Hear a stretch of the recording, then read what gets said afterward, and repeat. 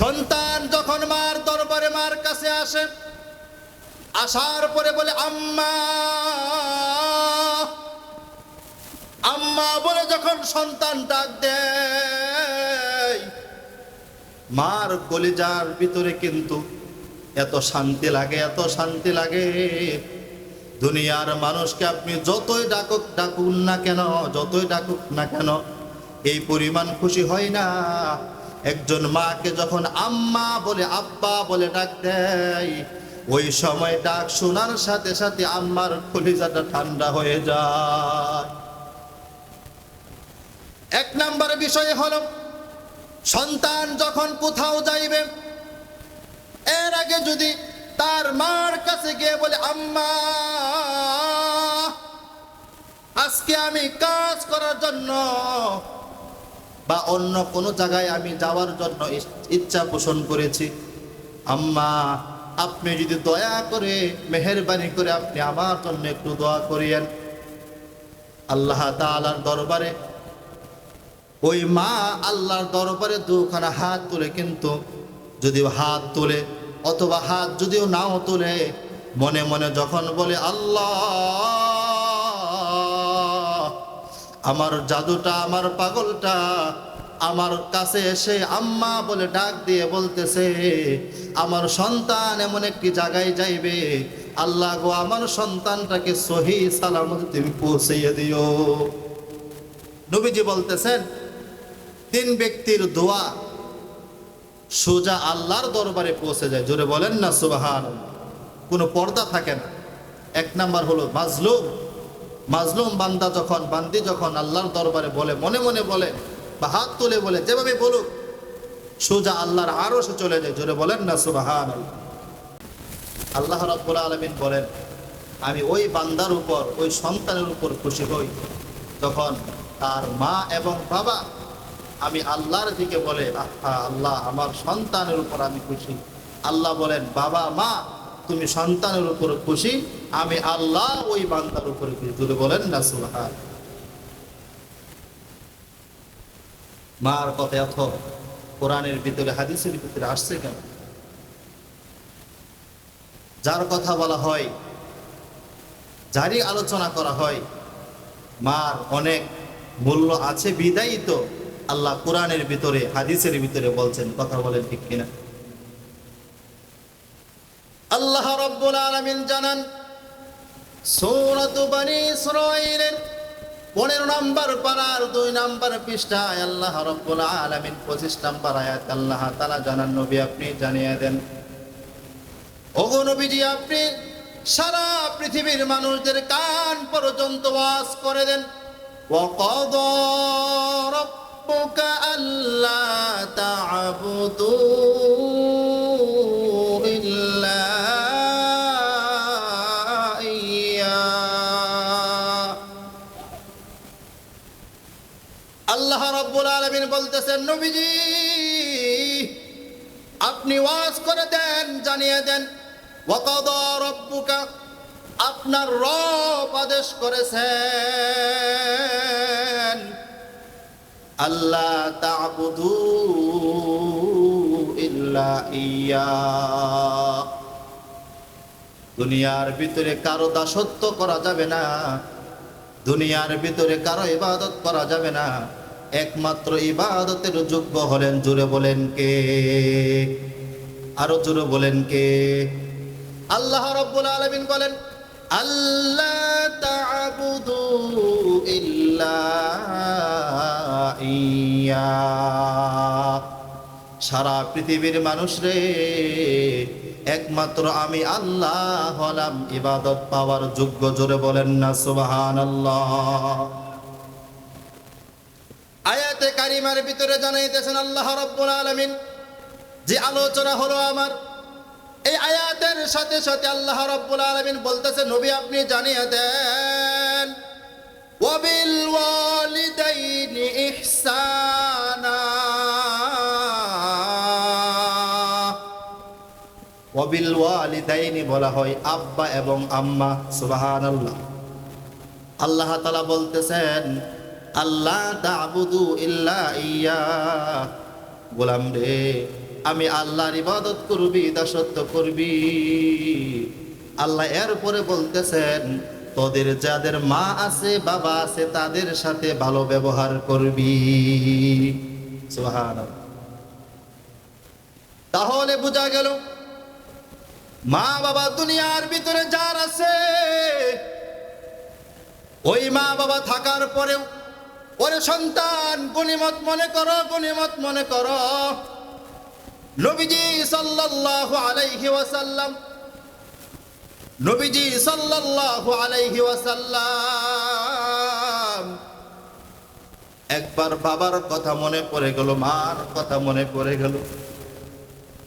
হযরতে মুহাম্মদ সাল্লাল্লাহু আলাইহি ওয়াসাল্লামের যখন তার বাবার এবং মার কথা মনে পড়ে যায়, নবীজি মার কথা বাবার কথা মনে পড়ে যাওয়ার কারণে নবীজি দুই চোখ দিয়ে জর্জর করে কাঁদতেছেন।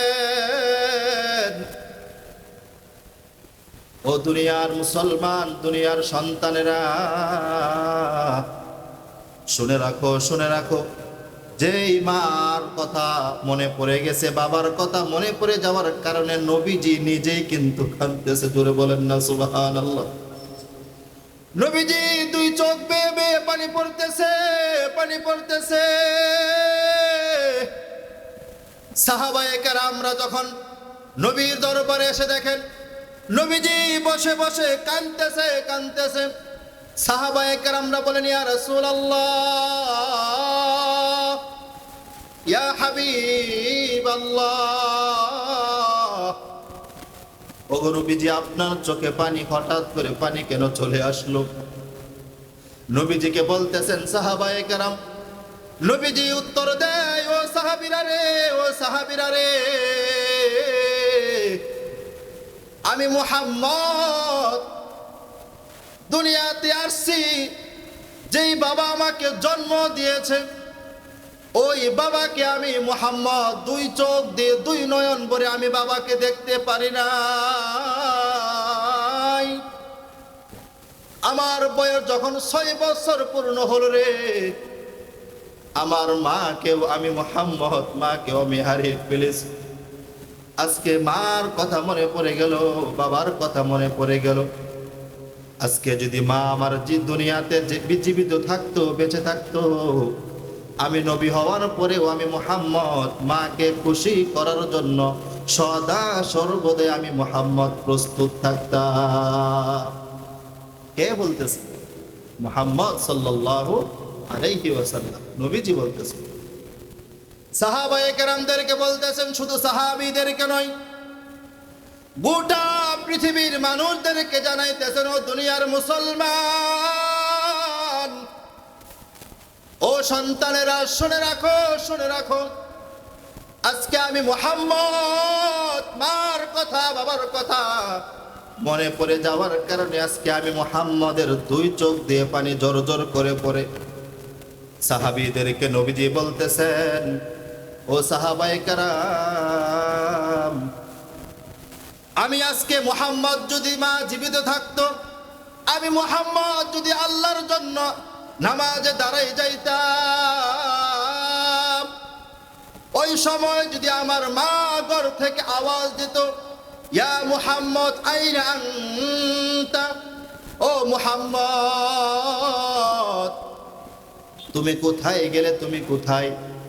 আজকে আমার মা যদি জীবিত থাকতো, আমি মুহাম্মদ নবী হওয়ার পরেও যদি আমি নামাজে দাঁড়াইতাম, মা ডাক দেওয়ার সাথে সাথে আমি নামাজ ছেড়ে দিয়ে মাকে খুশি করার জন্য মার দরবারে চলে যাইতাম। দেখেন কত বড় গুরুত্বপূর্ণ কথা। নবীজি নামাজ ছেড়ে দিয়ে হলেও মার কথা, মার ডাকে সাড়া দিবে। নবীজি সাল্লাল্লাহু আলাইহি ওয়াসাল্লাম সাহাবীদেরকে বলতেছেন, ও আনেওয়ালা উম্মত, সারা পৃথিবীর বুকে যারা ওলি আউলিয়া কুতুব যারা আছে তাদের আরেক পাল্লায় রাখো। ওই সমস্ত পীরদের তুলনায় মার বাড়িটা, মার পাল্লাটা ওজন বেড়ে যাবে। জোরে বলেন না সুবহানাল্লাহ। নবীজি সাল্লাল্লাহু আলাইহি ওয়াসাল্লাম জানাইতেছেন, মার এত কেন মর্যাদা, মার এত কেন মর্যাদা? ওরে গোলাম, শুনে রাখো, আজকে যাদের মা দুনিয়াতে আছে, আজকে যাদের বাবা দুনিয়াতে আছে, একটি কথাও বানিয়ে বলার চেষ্টাও করি না রে বাবা। ও আমার প্রাণপ্রিয় যুবক ভাইয়েরা, একটা কথাও মন থেকে বানিয়ে বলার চেষ্টা করবেন। বলেন সূরাতুল আহকাফের ভিতরে মার এত ঘটনা, মাকে এত খুশি করার জন্য, মা যদি 26 নাম্বার পর 2 নাম্বার পৃষ্ঠায় 15 নাম্বার আয়াত আল্লাহ রাব্বুল আলামিন জানান, ওয়া ওয়াসাইনাল ইনসান, যখন মওত হয়ে গেল, নবীজি সাল্লাল্লাহু আলাইহি ওয়াসাল্লাম ওমর রাদিয়াল্লাহু তাআলা আনহুকে, আবু বকরকে বললেন, ও আবু বকর, ওমর, আমি নবীজির জামাটা যখন ওয়াইসাল কারণীকে দিবার আগে আগে তুমি তাকে বলবা আমাদের জন্য দোয়া করে। ওই সময় যদি ওয়াইসাল কারণী আল্লাহর দরবারে দুখানা হাত তুলে যদি দোয়া করে, এবং তোমরাও মনে মনে যা কিছু বলো, আমিনও যদি বলো, আল্লাহ তাআলা তোমাদের সব কথাগুলো মঞ্জুর করে নেবেন। জোরে বলেন না সুবহানাল্লাহ। এগুলো কিসের কারণে? একমাত্র মা বাবার কারণে। জোরে বলেন না সুবহান।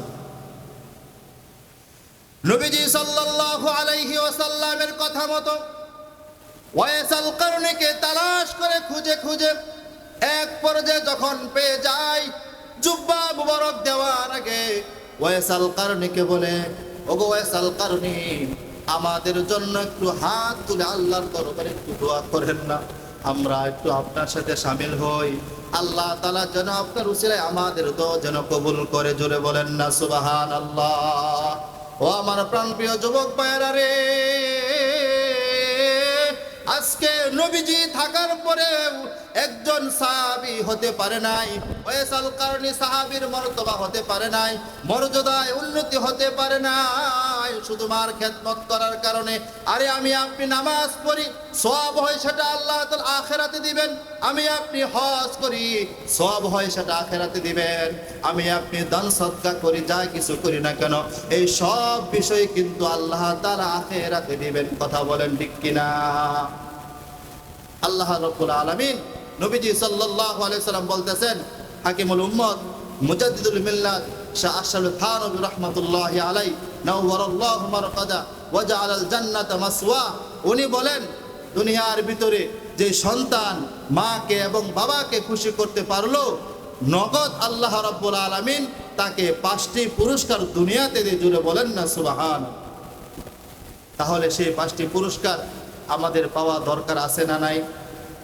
আমরা হাত দেখি, কার মা নাই, কার বাবা নাই? আল্লাহ, তুমি তাকে দেখতেছো। আয় আল্লাহ, বৃদ্ধ বাবা, আয় আল্লাহ দাড়ি পেকে গেছে, আয় আল্লাহ তাদের মা ওই অন্ধকারে, ওই কবরে, আয় আল্লাহ বাবা ওই কবরে। আল্লাহ, এই সমস্ত বৃদ্ধ বাবাদের মাকে বাবাকে আল্লাহ ছোট কবরকে তুমি বড় করে দাও। জোরে বলেন না আমিন।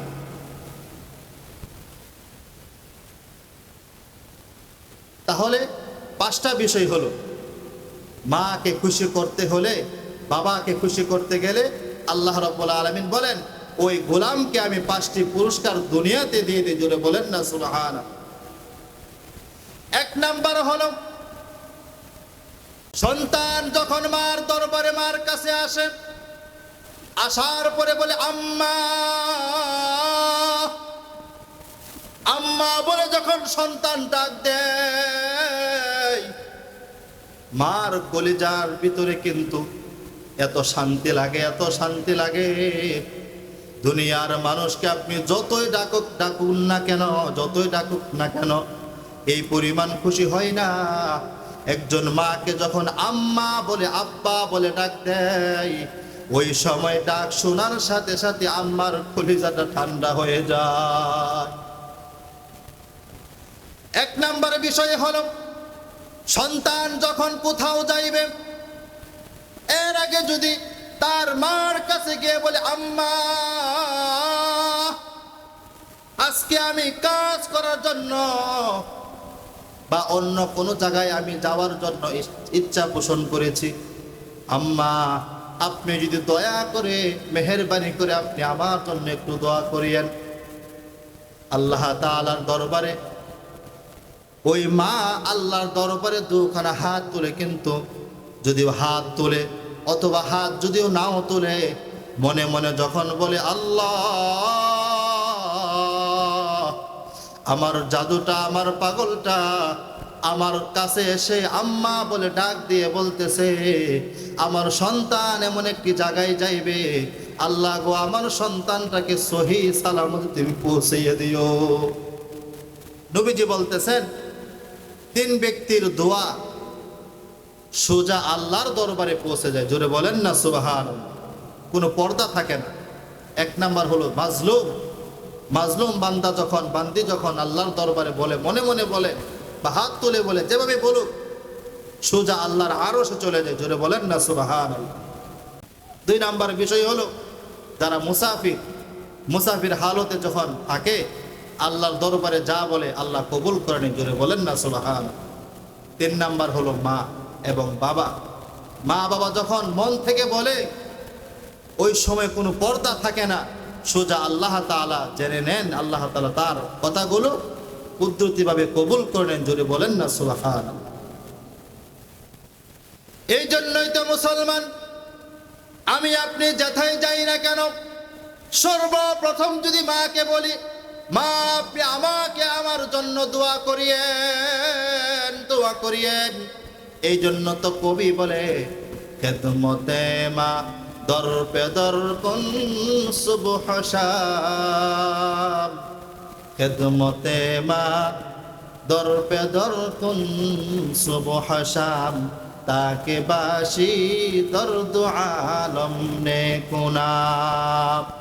খেদমতে মা দর পে দর কুন ইখতিয়ার, তাকে বাসি দর্দ আলম ইখতিয়ার। সন্তান যখন মার দরবারে, মার কাছে এসে বলে, ওগো মা, এমন একটি জায়গায় যাওয়া লাগবে, মা আপনি আমার জন্য দোয়া করিয়েন, যাতে করে আমার রাস্তাটাকে আল্লাহ যেন সহজ করে দেয়। এই জন্য তো কবি বলেছেন, মায়ের দোয়া লও রে মুমিন, মায়ের দোয়া লও, বিপদে পড়বে না তুমি যখন যেথায় যাও। মা যখন দোয়া করে, মা যখন দোয়া করে, পৌঁছে যায় আরশ পরে, সাথে সাথে কবুল হয় ফল দেখিতে পাও, সাথে সাথে কবুল হয় ফল দেখিতে পাও। মুসলমান মায়ের দোয়া লও রে মুমিন, মায়ের দোয়া লও। তাহলে মায়ের দোয়া লওয়া দরকার আছে না, আছে কিনা? অবশ্যই দরকার আছে। আপনি যখন মার দোয়া নেবেন, আল্লাহ রাব্বুল আলামিন বলেন, ওই হাকিমুল উম্মত শাহ আশথানবী রহমতুল্লাহি আলাইহি বলতেছেন, এক নাম্বার হলো সন্তান যখন মা বাবার দোয়া নেই, দোয়া নেওয়ার পরে বান্দা যেথায় যাওয়ার জন্য, যেথায় যাবে, যেই জায়গায় যাইবে, গন্তব্যস্থানে পৌঁছা মাত্রই ওই জায়গায় আল্লাহ তাআলা একেবারে নিরেটভাবে আল্লাহ তাআলা পৌঁছে দেয়। জুড়ে বলেন না সুবহানাল্লাহ। দুই নাম্বার বিষয় হলো, মা বাবাকে যদি সন্তানেরা খুশি রাখে, ওই সন্তানের উপর এত বড় মুসিবত আল্লাহ তাআলা রেখেছেন, তকদিরের ভিতরে লিখেছেন, এই সন্তান হঠাৎ করে গাড়ি অ্যাক্সিডেন্ট করবে, বা হয়তোবা তার উপর বিশাল ঠাড়া পড়বে, হয়তোবা এমন একটা বিপদ তার উপরে আসবে। সন্তান যখন বাহিরে চলে যায়, সন্তান যখন কোথাও যায়, তখন মার মনে কিন্তু মানে না। মা আল্লাহর দরবারে বলে, আল্লাহ আমার পাগলটা ঘর থেকে বের হয়ে গেছে, আল্লাহ আমার পাগলটাকে তুমি কোনো মুসিবত দিও না, আল্লাহ আমার পাগলটাকে কোনো দুঃখ দুর্দশায় তুমি ফেলে দিও না। কথা বলেন ঠিক কিনা? মা এরকম বলে না? মা বলে। আল্লাহ তাআলা কিন্তু মার দোয়া কবুল করে নেয়। আমার আপনার কপালে ছিল বিশাল বড় দুঃখ, কিন্তু হঠাৎ করে একটা উষ্টা খেলাম, হঠাৎ করে একটু হুচুট খেলাম, কিন্তু বড় ধরনের একটা আল্লাহ তাআলার তরফ থেকে গজব আসার কথা ছিল, কিন্তু আল্লাহ তাআলা মা বাবার কথা মতো চলার কারণে, মা বাবার খেদমত করার কারণে সামান্য একটু হুসুট দিয়ে আল্লাহ তাআলা বড় মুসিবত, বড় বিপদ কেটে নেই। কথা বলেন ঠিক কিনা? এমন হয় না? এমন হয়। আর যখনই হুসুট খাই বা খাইবেন, তখনই কেউ বলে ইন্না লিল্লাহ, কেউ বলে আল্লাহ, কেউ বলে ও মা, কেউ বলে ও বাবা। কথা বলেন ঠিক কিনা? কত সুন্দর কথা। 3 নাম্বার বিষয় হলো সন্তান। অনেক সময় দেখবেন মা বাবার খেদমত যারা করে, আল্লাহ রাসূল বলতেছেন ওই সন্তানের ধন দৌলত এত বৃদ্ধি পায়, আল্লাহ তাআলা অটোমেটিক বরকত দিয়ে দেয়। জুড়ে বলেন না সুবহানাল্লাহ। কষ্ট হইতেছে আপনাদের? 3 নাম্বার বিষয় হলো বান্দা অনেক সময় মুসিবতে পড়ে যায়, অনেক সময় দুঃখ দুর্দশা চলে আসে।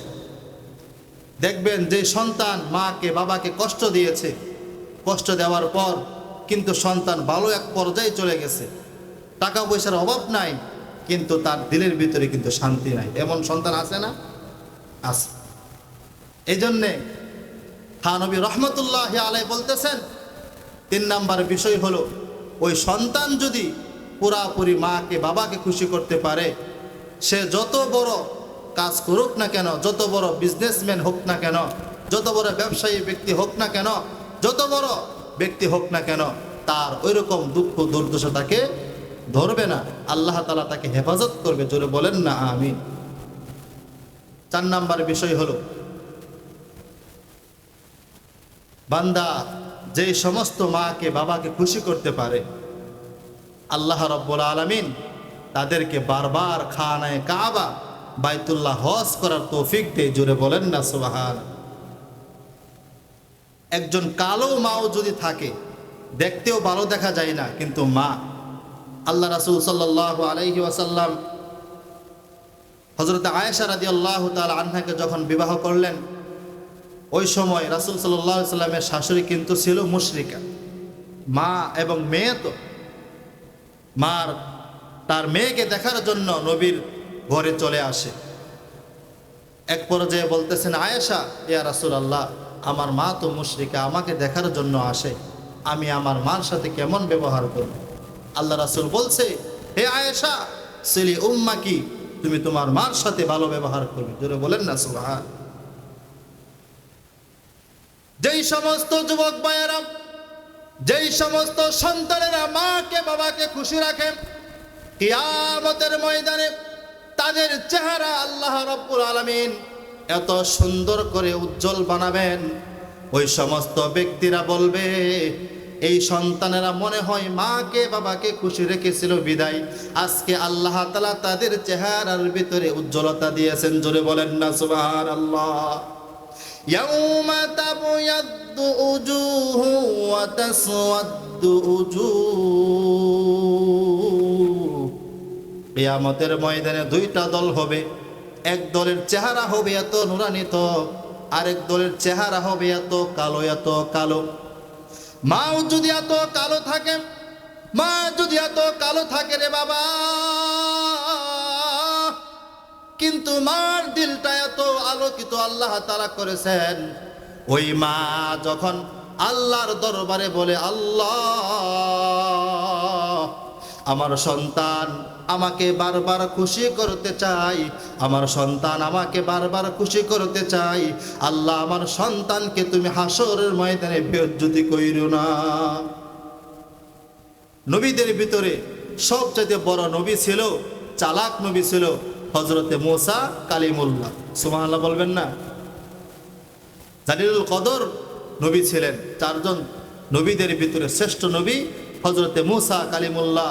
তিনি একবার কোরআনের ভিতরে আসছে, যে নবীর নাম 60 বার আসছে কোরআনের ভিতরে। জোরে বলেন না সুবহানাল্লাহ। এবং কি তুর পাহাড়ে গিয়ে আল্লাহ তাআলার সাথে 3500 বার কথা বলেছেন। জোরে বলেন না সুবহানাল্লাহ।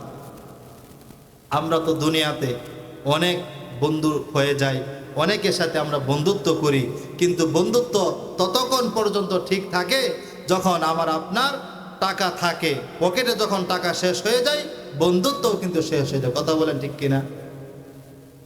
কিন্তু নবীজি হযরতে মুসা কালিমুল্লাহ আল্লাহ তাআলা দরবারে বলছিল, আল্লাহ আমাকে এত বড় একটা কিতাবও দিয়েছেন, আমার দুনিয়াতে অনেক সাথীও আছে, আল্লাহ হাসরের ময়দানে এবং জান্নাতে আমার কে সাথী হবে আমি একটু জানতে চাই। চুরি বলেন না সুবহানাল্লাহ। শেষ করে দিচ্ছি। হযরতে মুসা কালিমুল্লাহ যখন আল্লাহ রাব্বুল আলামিনের দরবারে তুর পাহাড়ে গিয়ে বললেন, ওগো আল্লাহ, জান্নাতের ভিতরে আমার সঙ্গে কে হবে? মাইয়া কুনু জালিসান ফিল জান্নাহ। ওগো আল্লাহ, দুনিয়াতে সবার সাথে তো চলাফেরা করি, কিন্তু আমার জান্নাতের ভিতরে ফ্রেন্ড কে, বন্ধু হবে? আল্লাহ আমি আপনার কাছে জানতে চাই। মুসা কালিমুল্লাহ যখন বলল, আল্লাহ রাব্বুল আলামিন বললেন, ওরে মুসা, অমুক বাজারে চলে যাও, অমুক বাজারে গিয়ে দেখবা এক কসাই আছে, ওই কসাইকে তুমি তার সাথে সাক্ষাৎ করবে না, একটু দূর থেকে অবলোকন করবে, একটু দূর থেকে দেখবে, তার তার কাজগুলো তুমি দেখবে। যখন মুসা আলাইহিস সালাম চলে গেলেন, চলে যাওয়ার পর কত সুন্দর করে গোশত বিতরণ করতেছেন, বেচতেছেন, বিক্রি করতেছেন। এক পর্যায়ে যখন আজানের সময় হয়ে গেল, নামাজের সময় হয়ে গেল, নামাজ পড়ার জন্য চলে গেলেন। আবার যখন নামাজ থেকে ফারেক হলেন, আবার গোশত বিক্রি করতেছেন। যখন সন্ধ্যা হয়ে গেল, এক টুকরা গোশত, এত সুন্দর গোশত টুকরো টুকরো করে আলাদা একটা প্যাকেট করলেন। প্যাকেট করার পরে যখন বাড়ির দিকে রওনা হইতেছেন, তখন মুসা কালিমুল্লাহ পিছন থেকে আওয়াজ দেন, আসসালামু আলাইকা, আসসালামু আলাইকুম ওয়া রাহমাতুল্লাহ। যখন এই সালাম দিল, সালাম দেওয়ার পর ওই ব্যক্তি এভাবে পিছনের দিকে তাকালেন। কিন্তু ওই সময় তো কোনো মিডিয়া ছিল না, ওই সময় তো এরকম ফেসবুক ইউটিউব ছিল না। ওই সময় কিন্তু ওই কসাই জানতো যে একজন নবী, রানিং নবী আছে, যার নাম হলো মুসা কালিমুল্লাহ, কিন্তু কোনোদিনও সাক্ষাৎ হয় না। জোরে বলেন না সুবহানাল্লাহ। মুসা কালিমুল্লাহ যখন সালাম দিল, সালাম দেওয়ার পর এক পর্যায়ে অনেক কথাবার্তা হইতেছে, কিন্তু ওই কসাইয়ের চেহারা এত কালো ছিল, এত কালো ছিল, কিন্তু তার দিলটা আল্লাহ তাআলা আলোকিত করে দিয়েছেন। জোরে বলেন না সুবহানাল্লাহ। আমরা তো সমাজে বলে থাকি, এই লোকটা কালো হইলে কি হইব, এমন লোকটা কালো, দিলটাও কালো, কিন্তু অনেক সময় বলি লোকটা কালো হইলে কি হইব, অন্তরটা সাদা। কথা বলেন ঠিক কিনা? হযরতে মুসা কালিমুল্লাহ যখন সালাম দিলেন, সালাম দেওয়ার পর এক পর্যায়ে বাহানা শুরু করলেন যে দিনে দেখলাম কত সুন্দর করে গোশত বিতরণ করতেছে, গোশত বিক্রি করতেছে। মুসা কালিমুল্লাহ বলতেছে, রাত্রে তার সাথে কি হয়, কি তার বিষয়গুলো আমি দেখার জন্য মুসা কালিমুল্লাহ একটু বাহানা তালাশ করি। মুসা কালিমুল্লাহ বলে, ও ভাই, ও ভাই, আমি তো ভিন দেশ থেকে এসছি, আমি একজন মুসাফির, আর অনেক রাত্র তো হয়ে যাইতেছে, আমাকে যদি একটু সুযোগ দাও তাহলে আমি তোমার বাড়িতে মেহমান হিসেবে থাকতে চাই। মুসা কালিমুল্লাহ যখন বললেন, ওই ব্যক্তি বলতেছেন, ঠিক আছে, তবে একটি কথা হলো, আমি আপনাকে সময় প্রথমে দিতে পারবো না, আমি কিছু কাজ আমার আছে। মুসা কালিমুল্লাহ বলতেছেন, ঠিক আছে, আমি তো তোমার ওই কাজগুলো দেখার জন্যই তো তোমার বাড়িতে থাকার জন্য আমি বাহানা করতেছি। সুবহানাল্লাহ বলবেন না নাকি? মুসা কালিমুল্লাহ যখন বাড়িতে চলে গেল, চলে যাওয়ার পরে কত সুন্দর করে ওই কষায় এত সুন্দর মতনে রুটি বানালেন, গোশত পাকালেন। পাকানোর পরে ওই বৃদ্ধ মার কাছে গিয়ে এত সুন্দর করে ছোট বাচ্চাকে যেমন বাবা, যেমন মা কত সুন্দর করে খাওয়াই দেয়, ওই কসাই তার মাকে এত সুন্দর করে এমনভাবে খাওয়াইতেছেন। মুসা কালিমুল্লাহ দৃশ্যগুলো দেখতেছেন। জোরে বলেন না সুবহানাল্লাহ। মুসা কালিমুল্লাহ যখন ওই কসাই মাকে খাওয়ানো শেষ, এত সুন্দর করে পরিপাটি করে মাকে বললেন, মা আপনি ঘুমিয়ে পড়েন।